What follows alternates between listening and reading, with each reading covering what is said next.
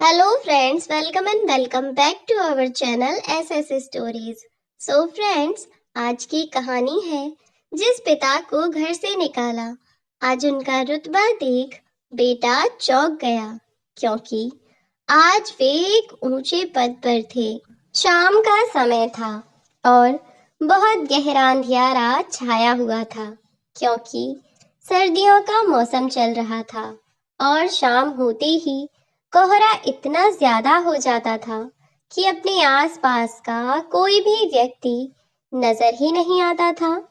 धुंध इतनी अधिक बढ़ जाया करती थी कि आप अपने पास वाले व्यक्ति को भी सही से पहचान नहीं पाते। और ऐसा ही मेरे साथ भी हुआ। आज मुझे ऑफिस से घर को जल्दी जाना था। जैसे ही शाम हुई, कोहरा ज्यादा बढ़ने लगा और धुंध के कारण मुझे सामने का कुछ भी दिखाई नहीं दे रहा था।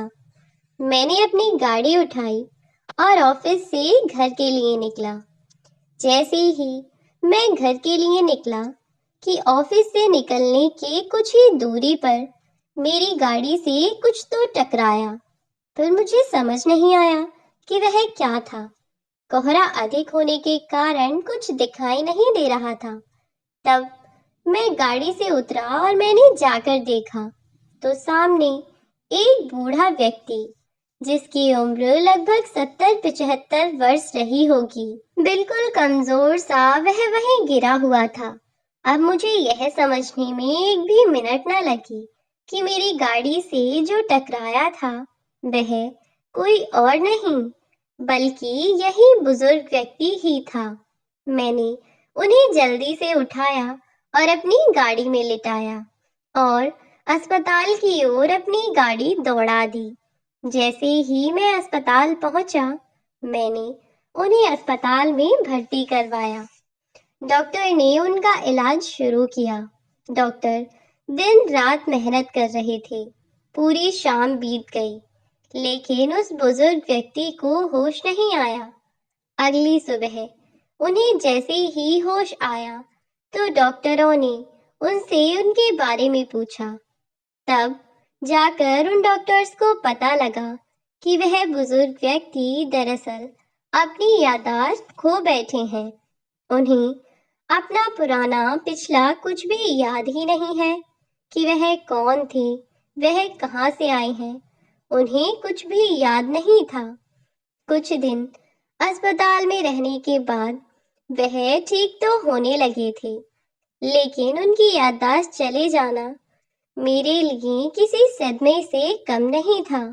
पर मैं भी क्या कर सकता था। मैंने कुछ भी जानबूझकर तो नहीं किया था ना। बस यह तो एक हादसा था जो किसी के भी साथ हो सकता था। खैर, अब उन बुजुर्ग व्यक्ति को अपना पुराना तो कुछ याद नहीं था।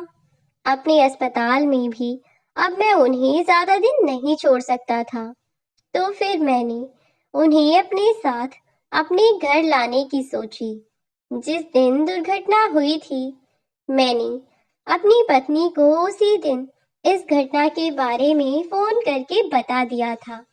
मेरी पत्नी ने तो तब ही जिद ही लगा ली थी कि मैं उन बुजुर्ग व्यक्ति को अपने घर ले आऊं। और देखो, कुदरत का कैसा करिश्मा हुआ कि उनकी याददाश्त चली ही गई। उन्हें कुछ याद न रहा। तो फिर मैं भी उन्हें अपने साथ अपने घर ले जाना मैंने उचित ही समझा। और फिर मैं उन्हें अपने साथ अपने घर ले गया। मेरे घर पर मेरी पत्नी गुंजन, मेरी बेटी रिया और मैं, हम तीनों ही रहा करते थे।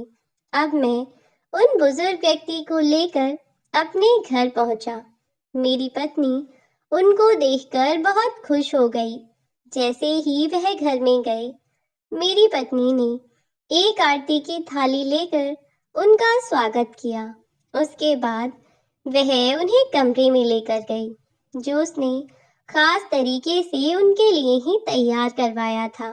बस फिर वह हमारे साथ ही रहने लगे। शुरू शुरू में थोड़ी बहुत दिक्कतें आईं, पर धीरे धीरे समय के साथ साथ वे हमें अपनी बहू बेटे की तरह समझने लगे और हम दोनों भी उन्हें अपने पिता की तरह ही प्यार किया करते थे। मेरी बेटी रिया की तो मानो उनके बिना वह कोई काम ही नहीं करती थी। उसे तो जैसे हर काम में दादाजी चाहिए होते थे और वह बुजुर्ग व्यक्ति भी रिया के साथ बहुत खुश रहते थे। वह रिया को झुलाने के लिए कभी हाथी बन जाया करते और रिया को अपनी कमर पर बैठा कर इधर उधर घुमाया करते और रिया जोर जोर से ताली बजाकर हंसती रहा करती। और बस वह रिया को खुश देखकर और ज्यादा खुश होते, क्योंकि उन्हें अपना नाम तो याद नहीं था, तो इसीलिए हमने ही उनका नाम विक्रांत रख दिया था। आस पड़ोस में सब लोग अब उन्हें इसी नाम से जाना करते थे। सब कुछ अच्छा चल रहा था। समय के साथ साथ अब बाबूजी भी हम लोगों के साथ बिल्कुल घुल मिल गए थे। गुंजन भी उनका पूरा ध्यान रखा करती थी। उनके खाने का, उनकी दवाइयों का, उनके कपड़ों का, हर चीज का ध्यान गुंजन अच्छे से रखा करती थी। और उसके ख्याल रखने का ही यह नतीजा था कि बाबूजी जब हमें मिले थे तब उनके शरीर पर केवल हड्डियां ही हड्डियां थीं। मांस तो जैसे था ही नहीं। लेकिन आज समय के साथ साथ वह धीरे धीरे एक स्वस्थ व्यक्ति बन चुके हैं और मुझे इस बात की बहुत खुशी थी कि मेरी पत्नी गुंजन इतनी अच्छी है। उसने बाबूजी का और हम सब का बहुत अच्छे से ध्यान रखा। अब जब बाबूजी पूरे तरीके से ठीक हो गए, अब रिया भी स्कूल जाने लगी थी, तो बाबूजी घर पर अकेले पड़ जाया करते थे। पूरा दिन काटना उन्हें भारी हो जाया करता था। एक दिन बाबूजी ने मुझसे कहा, बेटा पंकज, तुम बुरा ना मानो तो मैं एक बात तुमसे कहना चाहता हूँ। मैंने कहा, हाँ पिताजी, बताइए क्या बात है। बेटा, मैं घर पर पूरे दिन पड़े पड़े बोर हो जाता हूँ। अब तो रिया भी स्कूल जाने लगी है, तो रिया के साथ खेल कूद में मेरा समय कट जाया करता था। अब मुझे पूरा दिन काटने को दौड़ता है। खाली बैठे बैठे मेरा मन नहीं लगता। टीवी भी देखूं तो कितना देखूं। क्यों ना मैं भी किसी कंपनी में एक नौकरी ढूंढ लूं। मुझे पिताजी की बात को सुनकर थोड़ा सा बुरा लगा, पर फिर मैंने उन्हें कहा, क्यों पिताजी, आपको यहाँ कुछ कमी है क्या? गुंजन ने आपसे कुछ कहा है क्या? मैं और कुछ कहता उससे पहले ही पिताजी बोले, नहीं नहीं बेटा, बहू ने मुझे कुछ नहीं कहा, बल्कि वह तो हमेशा मेरी छोटी छोटी चीजों का ध्यान रखती है। बस मैं ही घर पर बैठा बैठा अकेला बोर हो जाता हूँ, बस इसीलिए कह रहा था। फिर मैंने सोचा कि शायद पिताजी ठीक ही कह रहे हैं। तब मैंने उन्हें कहा कि पिताजी, अगर ऐसी बात है तो किसी और के यहाँ नौकरी पर जाने की क्या जरूरत है? अपना खुद का इतना बड़ा कपड़ों का बिजनेस है, आप मेरे साथ अपने ऑफिस चला कीजिए।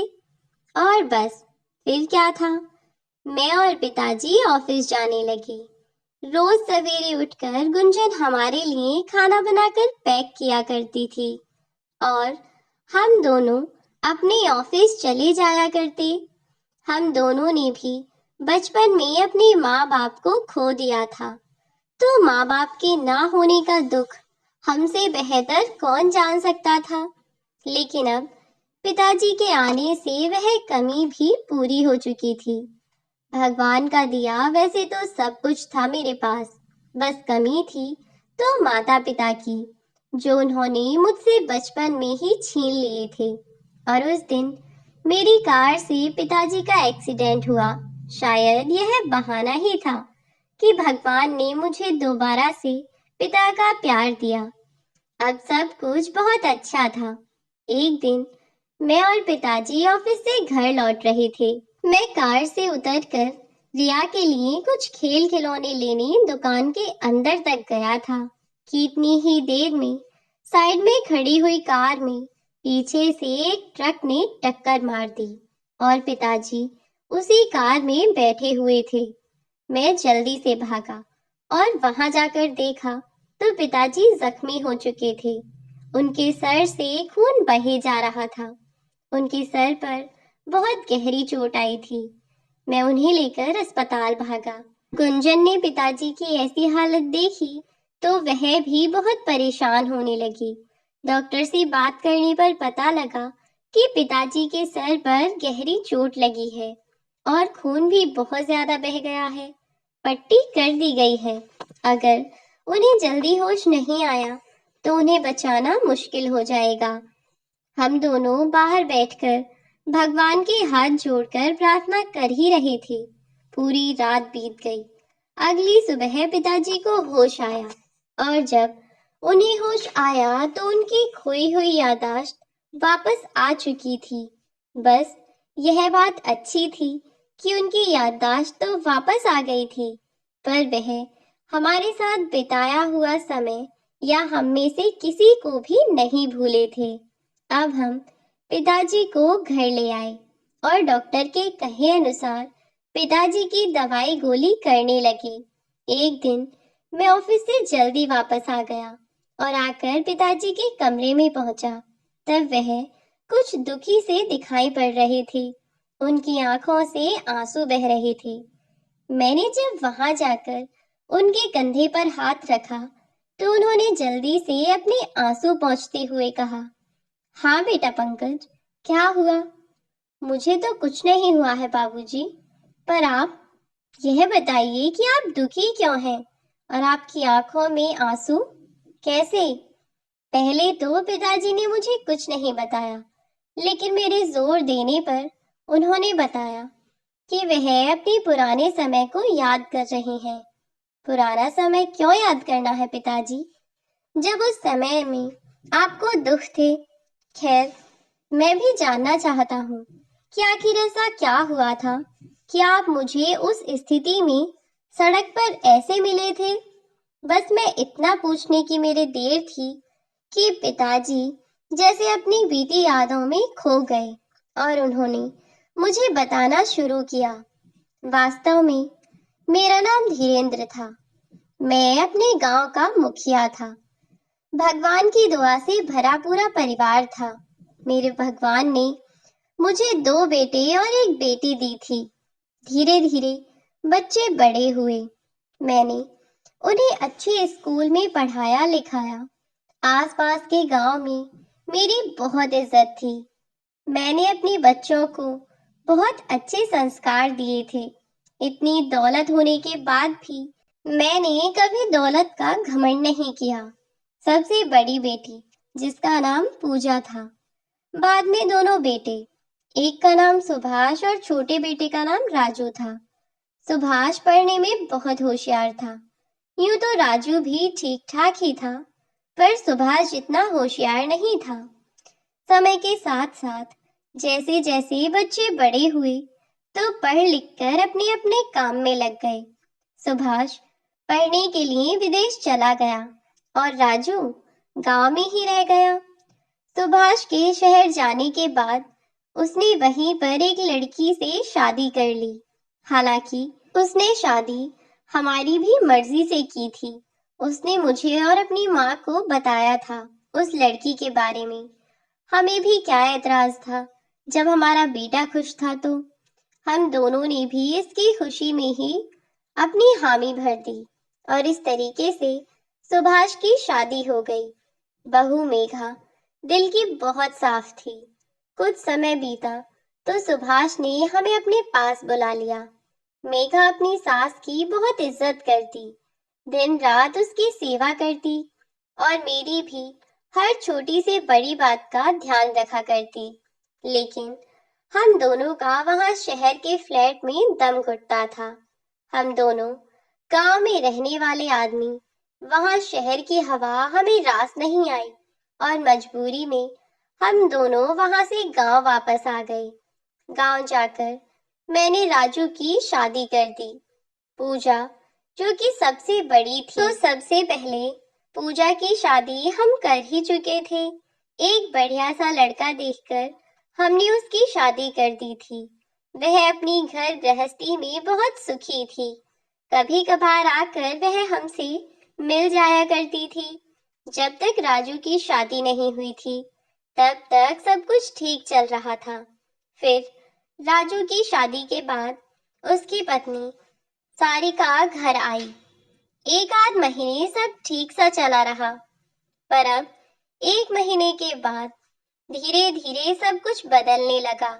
बहू रोज रोज किसी न किसी बात पर कलेश मचा दिया करती।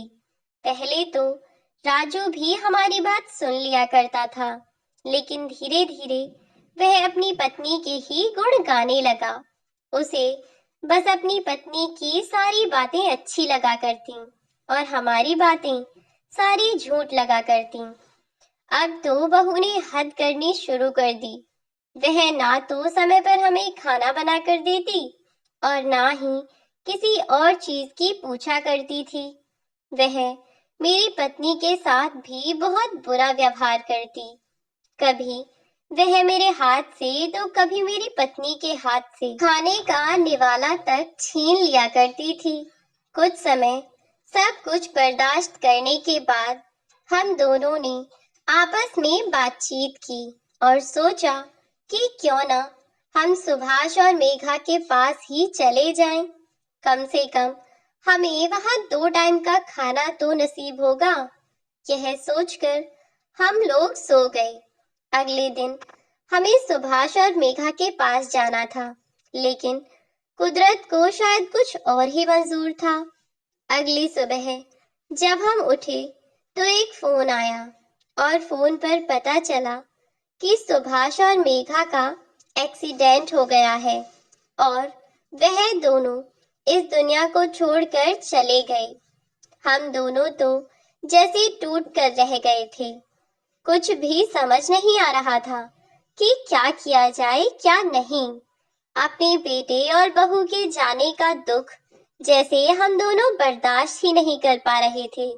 धीरे धीरे जब कुछ समय बीता तो हमारे पास कोई और चारा भी नहीं था उस घर में रहने के अलावा। राजू और उसकी पत्नी सारिका अब दिन पर दिन हमारे साथ बद से बदतर व्यवहार करने लगी। बेटे बहू की मौत के गम ने मेरी पत्नी को अंदर से घुला दिया था। वह मन ही मन अंदर ही अंदर घुलती जा रही थी, जिसकी वजह से वह बहुत बीमार रहने लगी। मेरा भी बुढ़ापा आ गया था, तो कमाने से तो मैं रहा ही, ऊपर से खाना ना मिलने के कारण हमारी स्थिति और भी दुर्लभ हो गई थी। बेटे बहू के पास ना तो हमें देखने को समय था, ना ही हमारी दवाइयों के लिए पैसे। एक दिन जब मेरी पत्नी की तबीयत बहुत ज्यादा खराब हो गई, तो मैं अपने छोटे बेटे राजू से उसकी दवाई दिलवाने को कहने लगा। उसे बहुत तेज बुखार था। रात हो चुकी थी। मैंने राजू के कमरे का दरवाजा कई बार खटखटाया। पहले तो वह निकल कर नहीं आया और जब निकल कर आया तो बोला कि कल को देखा जाएगा, अब रात बहुत हो गई है, खुद सो जाओ। तुमने तो मेरी नाक में दम कर रखा है, पता नहीं और कब तक मेरी छाती पर रहेंगे। अपने लाडली बेटी के पास क्यों नहीं चले जाते तुम? उसे कहता ही क्या मैं। इतना कहकर उसने मेरे मुंह पर दरवाजा बंद कर दिया। मेरी पत्नी पूरी रात बुखार में तड़पती रही और उसने बुखार में तड़प कर अपने प्राण त्याग दिए और तब मैं बिल्कुल अकेला हो गया। जब तक मेरी पत्नी जिंदा थी, तब तक कम से कम वह बहू से छुपाकर मेरे लिए खाने को कुछ न कुछ बनाकर दे दिया करती थी। लेकिन उसके जाने के बाद मैं बिल्कुल अकेला पड़ गया। राजू ने सारी जमीन और घर बेच बाच कर यहीं शहर में अपना एक कारोबार खोला। गांव वालों से यही सुनने में आया। एक दिन उन दोनों ने मुझे घर से धक्के देकर बाहर निकाल दिया और मैं सड़क पर दर-दर भटकने को मजबूर हो गया। मुझे कुछ समझ ही नहीं आ रहा था कि मैं कहाँ जाऊं कहाँ नहीं, और बस ऐसे ही जीवन कट रहा था। 2 महीने बीत चुके थे। ना तो मेरे पास एक भी पैसा था, ना रहने को कोई छत। इधर उधर कहीं भी जहां जगह मिल जाती, मैं वहां सो जाया करता। कोई कुछ खाने को दे देता तो खा लिया करता, और बस धीरे धीरे मेरी हालत ऐसी हो गई। भरी सर्दी में भी मैं ऐसे ही सुकड़ता हुआ घूमता रहा। एक दिन सड़क पार कर रहा था कि शायद तुम्हारी गाड़ी से मैं टकरा गया, और उसके बाद की कहानी तो तुम जानते ही हो बेटा। इतना कहते हुए पिताजी फूट फूट कर रोने लगे। जब पिताजी अपनी कहानी बता रहे थे तो पीछे से गुंजन ने आकर भी हमारी सारी बातें सुन ली थीं। गुंजन की आंखों से लगातार आंसू बहे जा रहे थे। उसने जाकर पिताजी को संभाला, और मैंने भी पिताजी से कहा कि कोई बात नहीं है पिताजी, परेशान होने की कोई बात नहीं है। वह एक बुरा समय था जो निकल गया है, और हम दोनों हैं तो सही, आपके बेटे और बहू। फिर आप क्यों परेशान होते हैं? आपका पूरा परिवार आपके साथ है। अब आप बिल्कुल चुप हो जाइए और बिल्कुल भी मत रोइए। रही बात राजू की, तो भगवान उसे उसके कर्मों की सजा जरूर देगा। जैसे तैसे गुंजन और पंकज ने अपने पिता विक्रांत जी को चुप किया, और फिर वे दोनों खाना खाने के लिए गए। और फिर गुंजन बढ़िया सी चाय बनाकर लाई और विक्रांत जी को चाय पीने के लिए दी। फिर वे दोनों विक्रांत जी का मन बहलाने के लिए इधर उधर की बातें करने लगे। थोड़ी ही देर में रिया वहां आ गई और वह अपने दादाजी के साथ खेलने लगी, जिससे विक्रांत जी का मन थोड़ा ठीक सा हुआ। तब जाकर कहीं पंकज और गुंजन को चैन की सांस आई। समय अपनी रफ्तार से आगे बढ़ रहा था, और विक्रांत जी भी अपने पुराने जख्मों को भुलाने की कोशिश कर रहे थे, जिसमें पंकज उनका पूरा साथ दे रहा था। पंकज और गुंजन उन्हें कभी भी अकेला नहीं छोड़ते, हमेशा अपने साथ रखते, हमेशा उनको खुश रखने का कोई ना कोई तरीका ढूंढते रहते। धीरे धीरे विक्रांत जी भी सामान्य हो चले थे। एक दिन पंकज की तबीयत अचानक से थोड़ी सी खराब हो गई। आज पंकज के ऑफिस में कुछ बहुत बड़े कारोबारी आने वाले थे, जिनके साथ पंकज की मीटिंग फिक्स हुई थी। उनमें से कुछ कारोबारी पंकज को आज उसके ऑफिस में आकर उससे बातचीत करना चाहते थे, और उसके यहाँ उसके ऑफिस का सौदा भी करना चाहते थे। उनमें से कुछ छोटे व्यापारी और कुछ बड़े कारोबारी आज पंकज को एक ऑर्डर भी देने वाले थे। अगर उन्हें पंकज की कंपनी पसंद आ जाती तो वह पंकज को एक बहुत बड़ा ऑर्डर देकर जाने वाले थे। लेकिन मेरी तबीयत इतनी ज्यादा खराब हो गई कि मैं उठ भी नहीं सका। तो उसने विक्रांत जी से कहा, बाबूजी, अगर आप बुरा ना माने तो क्या आज आप उन लोगों से मीटिंग कर लेंगे? तब विक्रांत जी ने कहा, पर बेटा, मुझे तो कोई भी तजुर्बा नहीं है। तब पंकज ने विक्रांत जी का हौसला बढ़ाते हुए कहा, बाबूजी, तजुर्बे की बात तो आप ना ही करें तो ज्यादा अच्छा है। आप उम्र में मुझसे बहुत बड़े हैं, आपने दुनिया देखी है, और मुझे आप पर पूरा विश्वास है। वह कारोबारी और व्यापारी जब आपसे मिलेंगे तो वह हमें ही उस ऑर्डर को देकर जाएंगे। मुझे अपने पिताजी पर पूरा भरोसा है। अपने ऊपर पंकज का इतना भरोसा देखकर विक्रांत जी की आंखों से आंसू बहने लगे। आज पंकज ने उन्हें चुप किया, और गुंजन ने उनकी बड़ी सी आरती की थाली लेकर आरती उतारी और ऑफिस के लिए रवाना किया।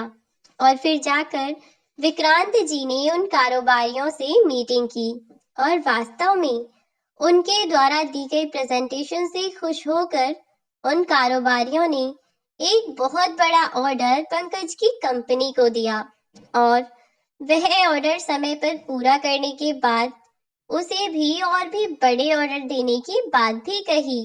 अब तो पंकज और विक्रांत जी दोनों उस ऑर्डर को समय से पूरा करने में लग गए और जब वह ऑर्डर पूरा हो गया तो पंकज ने कहा कि पिताजी, मैं चाहता हूँ कि ऑर्डर आप खुद उन कारोबारी के यहाँ लेकर जाएं। अब तो विक्रांत जी के अंदर आत्मविश्वास भी आ गया था, लेकिन वह उस ऑर्डर को अकेले ले जाने को तैयार नहीं थे। उन्होंने पंकज से भी जिद की कि दोनों साथ ही चलते हैं और पंकज और विक्रांत जी दोनों बाप बेटे अपनी गाड़ी में बैठकर उस ऑर्डर को उन व्यापारियों के यहाँ पहुंचाने के लिए निकल पड़े। जब वह उस व्यापारी के यहाँ पहुंचे तो वहां जाकर उन्होंने देखा कि आज उस व्यापारी के यहाँ बहुत भीड़ इकट्ठी हुई है। जब वो अंदर पहुंचे तो पता चला कि उसकी कंपनी में आज कुछ नए लड़कों को रखा जाना है, इसीलिए यह भीड़ यहाँ इकट्ठा हुई है क्योंकि इंटरव्यू चल रहे हैं। वे दोनों उस व्यापारी के ऑफिस में पहुंचे तो वहां पहुंचने पर पहले ही उन्होंने देखा कि उस व्यापारी की बहुत बड़ी कंपनी थी। हर गेट पर एक एक चपरासी खड़ा हुआ था। जैसे ही विक्रांत जी अंदर गेट में घुसने के लिए हुए और चपरासी ने दरवाजा खोला तो वह चपरासी विक्रांत जी को और विक्रांत जी चपरासी को देखते ही रह गए। विक्रांत जी को यकीन ही नहीं हो रहा था कि इतने समय बाद उनकी मुलाकात इस तरीके से अपने बेटे से होगी। जी हाँ, वह चपरासी कोई और नहीं बल्कि उनका अपना बेटा राजू था। अपने पिता को इतनी बड़ी कार से उतरते हुए देखा, अच्छे कपड़े पहने देखा तो राजू को यकीन ही नहीं हुआ कि यह वास्तव में उसके ही पिता हैं। उधर विक्रांत जी अपने बेटे को देखकर वहीं निशब्द से रह गए। तब पंकज ने उनके कंधे पर हाथ रखकर पूछा, क्या हुआ बाबूजी, कहाँ खो गए? तब विक्रांत जी ने कहा, कुछ नहीं बेटा, चलो, कोई बुरा सपना देख लिया था, बस चलो चलते हैं अंदर। और यह कहकर विक्रांत जी पंकज के साथ अंदर ऑफिस में चले गए। उधर राजू को यकीन ही नहीं हो रहा था। खैर, अचानक से उसके दिमाग में एक योजना आई। जैसे ही विक्रांत जी अपना काम खत्म करके पंकज के साथ वापस आए तो राजू उनसे बोला, कैसे हैं पिताजी आप? आप कहाँ चले गए थे? मैंने आपको कहाँ कहाँ नहीं ढूंढा। मैं आपके बिना कितना अधूरा सा हो गया हूँ। और भी वह बहुत सारी बातें कहने लगा। विक्रांत जी अच्छे से समझ रहे थे कि यह उसका क्या ड्रामा है। वह जैसे ही विक्रांत जी की तरफ बढ़ा कि पंकज ने उसे पकड़ लिया और दूर धक्का देकर कहा, खबरदार, जो आज मेरे बाबूजी की तरफ एक कदम भी बढ़ाया तो अब तुझे याद आ रहा है कि तेरे पिताजी हैं। तब तू कहाँ चला गया था जब तूने इन्हें घर से निकाल दिया था? और बस इसी बात पर दोनों में आपस में कहासुनी हो गई और राजू ने पंकज को वहां के ही पास में पड़े हुए एक ईंट से सर में चोट मार दी, जिससे पंकज के सर से खून बहने लगा। यह सब देखकर विक्रांत जी अपना आपा खो बैठे। उन्होंने राजू को कई जोरदार तमाचे मारे और पुलिस को फोन कर दिया। राजू विक्रांत जी से बोला, अच्छा, तो अब यह तुम्हारे लिए इतना सगा हो गया है कि इसके लिए तुम अपने बेटे को पुलिस के हवाले कर रहे हो? तब विक्रांत जी ने कहा, सगा नहीं, उससे भी सगा। खबरदार, जो तूने आज के बाद मुझे अपनी शक्ल भी दिखाई, जा यहाँ से, वरना अंजाम अच्छा नहीं होगा। और भूल कर भी मेरे बेटे की तरफ आंख उठाने की कोशिश भी मत करना। और कुछ ही समय में पुलिस भी वहां पहुंच गई। पुलिस राजू को लेकर वहां से चली गई। उधर विक्रांत जी ने जल्दी से पंकज को गाड़ी में बिठाया और अस्पताल की तरफ ले गए। वहां जाकर उन्होंने उसकी मरहम पट्टी करवाई तो पंकज बिल्कुल ठीक हो गया और विक्रांत जी पंकज को लेकर अब अपने घर आ गए। जब वह घर पहुंचे तो गुंजन ने पंकज को घायल देखा तो देखकर उनसे पूछा कि आखिर क्या हुआ था। तब विक्रांत जी ने गुंजन को सारी बात बताई। गुंजन ने विक्रांत जी को सांत्वना दी और उन्हें शांत कराया। अब विक्रांत जी अपने मुंह बोले बेटे और बहू के साथ और अपनी छोटी सी पोती रिया के साथ बहुत खुशी खुशी अपना जीवन बिता रहे हैं। और उधर राजू कई महीने की जेल काटने के बाद जेल से बाहर आया और उसकी वह चपरासी की नौकरी भी छूट गई। अब वह दर दर की ठोकर खाता हुआ घूम रहा है।